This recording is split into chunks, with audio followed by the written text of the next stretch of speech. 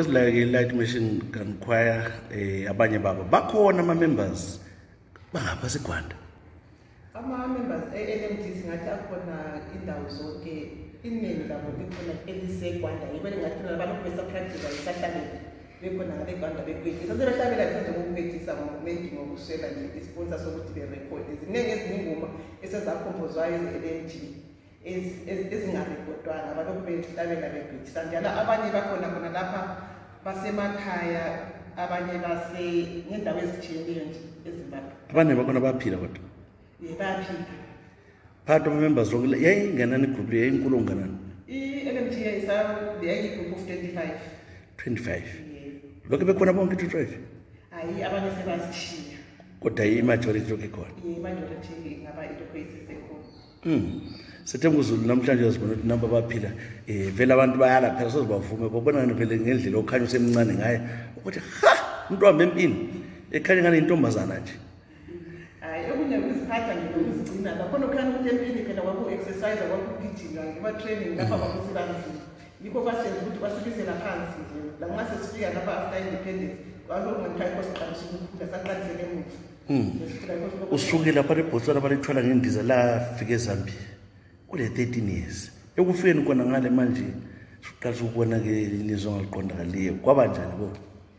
Kwakubuhlungu kodwa kwakungekho kubuhlungu ngoba injongo into enkulu nxa unenjongo okuningi lokhu vele kusala phansi. Lawo sizimisele lapho ukuthi vele lapha ngizolwela ilizwe lami. Ufuna ukukhulula. Ozonde kakhulu. Ufuna ukukhulula umama, ufuna ukukhulula ubaba, ufuna ukukhulula isizwe. Hey. Wasuloku zeni watrainwa lawe ukuthi ukwazi umbhobho umbonjwana omncane kangaka. Sahamba ku-training but asaqedanga i-training ngoba kwashoka sokusenzakala i-bombardment because asesibuyela back enkambeni. Ukutraining kwabo ukubhonjwa amakhiwa uyazobhomba eZambia. Azobhomba enkambeni amankazana eMgushi. Wawukhona ba? Sasikhona sibili kwashaya sibili kwaba nzima but inhlanhla ukuthi nje kwesinye isikhathi umlimi nxa ukukhipha phakathi kwengozi uyabungakwazi uNkulunkulu sekukhiphile kanti uNkulunkulu sekukhiphile phakathi ekufaka kwenye indlela nayo ukuthi wena ngena ngale ubusila kwakho lokho. Hey, awuzange ukhumbule abadala ekhaya, awuzange ukhale kwangabhalwa incwadi kwangela phone. Abadala kwakufika isikhathi ngenxa wedwa ekhoneni usuwedwa but isikhathi esiningi morali kolokuyana ukuthi sasivele singabantu bemorali lothando. Umzali wayevele eseZambia wayengumzali wakho lanxa engakuzali wayengumzali wakho. Omunye ucomrade wayeseZambia wayengudadewenu wayengumfowenu. So lenza actually family lo. Sasiyifamily sasibambene i-ideology sasiyifundiswa nje yokusheya nokubambana yokuthi siyinto one ngoba kakhulu ngesikhathi sasifundisa i-ideology emarxism leninism esisethi i-socialism yiyo yayikhona nje ukusizwa i-socialism sasikuthanda ukuthi singama-socialisti silandele i-ideology ye-socialism okuphetheyo liyakusheya uyakudla nomunye singocomrade kunjalo siyinto one. Wabuye ubaba lapho mdala wakwafika uzulibona abantu abami kakhulu wayefika isikhathi esiningi ngoba ngosibe naye isikhathi esiningi simhlabelele siyenze konke jabule kakhulu. Ngiyacabanga ukuthi indaba esifika sisenkambeni evisiye fike sibuza ngendaba leyo ukuthi sasifundiswa ukuthi hlanganele lemorale sibuza ethi bantu abami lilambile sithi hayi lanxa ungadlanga mhlalo uthi hayi awusithi hayi ngoba uzimisele sasikho sasingaboni ubunzima sasingaboni ubunzima. So limhlabelele lakholise kakhulu. Simhlabelele ajabule kakhulu. Ngiyacabanga singikhona enye ingoma ngesikhathi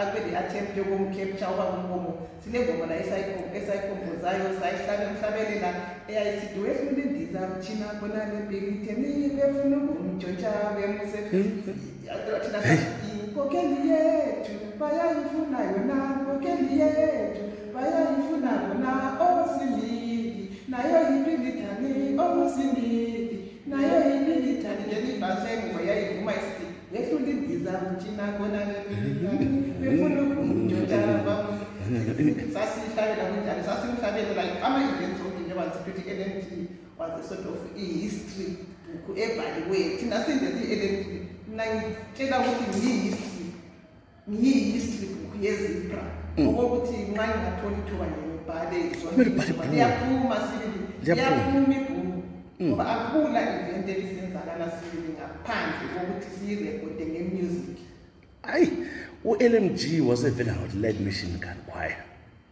I-Light Machine Gun lona leli igama laphikezwa ngufounder wethu uKivnay. Ngobebona impompo le yini? Impompo ilandela impompo njalo elandela lebizwe lakhe vele la GLM na.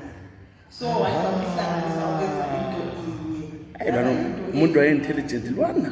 Nangisemncane ke fika iMontrose lapana ke hayi man hayi. So vele lekubhala ingoma ngwebhala. Wabebhala ingoma but ngathi kwakuloba kumoyo ekulishani moyo la wayebhala ingoma ebhala behlangane la uKivnay. Kwesinye isikhathi sasihlala ndawo. Ngiyacabanga sokusiya wo-ceasefire sasihlezi ndawonye saphuma le ngoma enye ayisithi ngo-April mhlaka 3 umntana watshela amasotsha ukuthi bahlale belindile sesilithethe izwe leZimbabwe ibhesi yayisiqabulo sikogelele sihambe ekhaya lethu siyabonga amazwi akho enkululeko yeZimbabwe. Khona lapho ngacabanga la nxa mina umuntu ngakhohlwa basiyakwazi mhlaka 3 April yikho lapho ngokwanika ama-orders ukuthi khona la iZimbabwe siliva ukuthi biza amasotsha ayesegangeni ukubana sesiyikhethe iZimbabwe. Ikhombe to ama-different lapha ngibani ngo-1980 la wayi 3 April ngo-April mhlaka 3 1980. Right. Hayi mana ke sithi ke sinatha amanzi siqwele phambili.